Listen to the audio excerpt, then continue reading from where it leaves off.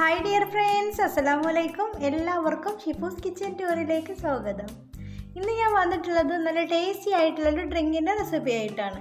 നമുക്ക് സിമ്പിളായിട്ട് റെഡിയാക്കാൻ പറ്റിയിട്ടുള്ള നല്ല ടേസ്റ്റി ആയിട്ടുള്ളൊരു ഡ്രിങ്ക് തന്നെയാണിത്. അപ്പോൾ നമുക്കിത് എങ്ങനെ റെഡിയാക്കുന്നത് എന്നുള്ളത് നോക്കാം. അപ്പോൾ എൻ്റെ ചാനൽ ആദ്യമായിട്ട് കാണുന്നവർ നിങ്ങൾക്ക് ഇഷ്ടപ്പെടുകയാണെങ്കിൽ സബ്സ്ക്രൈബ് ചെയ്യണം, ലൈക്ക് ചെയ്യണം, ഷെയർ ചെയ്യണം. പിന്നെ ബെൽ ബട്ടൺ എനേബിൾ ചെയ്യാൻ മറക്കരുത്. അപ്പം നമുക്ക് പെട്ടെന്ന് തന്നെ വീഡിയോയിലോട്ട് പോവാം. അപ്പോൾ ഞാനിപ്പോൾ നമ്മുടെ ഡ്രിങ്ക് റെഡിയാക്കാൻ വേണ്ടിയിട്ട് ഞാൻ ഗ്യാസിൽ ഇതുപോലെ ഒരു പാത്രം വെച്ച് കൊടുത്തിട്ടുണ്ട്. ഇതിലേക്ക് ഞാൻ വലിയൊരു കപ്പ് പാലാണ് ഒഴിച്ച് കൊടുക്കുന്നത്. ഇനി നമുക്ക് ഇതേ സെയിം കപ്പ് തന്നെ അര കപ്പ് വെള്ളവും കൂടെ ഒഴിച്ച് കൊടുക്കാം. ഒരു കപ്പ് പാലും അര കപ്പ് വെള്ളമാണ് ഞാൻ ഒഴിച്ച് കൊടുക്കുന്നത്. ഇനി നമുക്കിത് തിളച്ച് വരാൻ വേണ്ടിയിട്ടൊന്ന് വെയിറ്റ് ചെയ്യാം.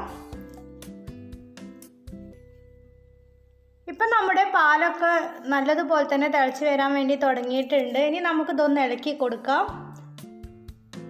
ഇനി നമുക്കിതിലേക്ക് ഞാൻ കുറച്ച് അണ്ടിപ്പരിപ്പും ബദാമും കൂടെ പൊടിച്ചെടുത്തതാണ്. ആ വീഡിയോ എൻ്റെ അടുത്തുനിന്ന് മിസ്സായി പോയതാണ്.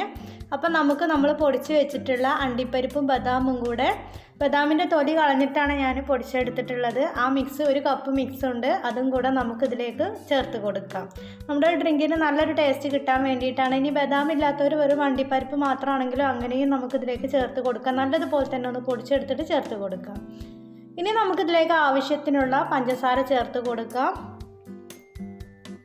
പഞ്ചസാരയുടെ അളവൊക്കെ നിങ്ങൾക്ക് നിങ്ങളുടെ മധുരത്തിനനുസരിച്ചിട്ട് ചേർത്ത് കൊടുക്കാം. ഇനി നമുക്ക് നമ്മുടെ പഞ്ചസാര മെൽറ്റായി വരുന്നത് വരെ നമുക്കിത് നല്ലതുപോലെ തന്നെ ഒന്ന് മിക്സ് ചെയ്ത് കൊടുക്കാം. ഇനി നമുക്കിത് കൂടുതൽ സമയം ഗ്യാസിൽ വെക്കേണ്ട ആവശ്യമില്ല.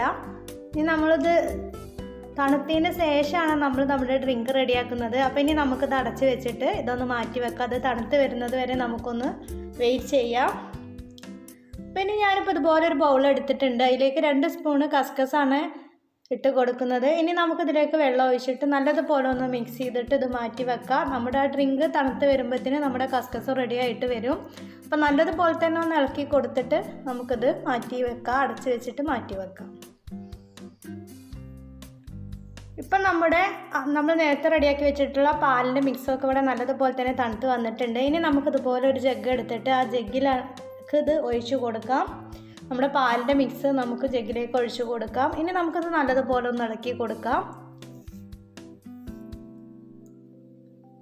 ഇനി നമുക്കിതിലേക്ക് കുറച്ച് പിസ്തയുടെ എസൻസ് ഒഴിച്ചു കൊടുക്കാം. ഇനി നമുക്കിത് നല്ലതുപോലെ തന്നെ ഒന്ന് ഇളക്കി കൊടുക്കാം.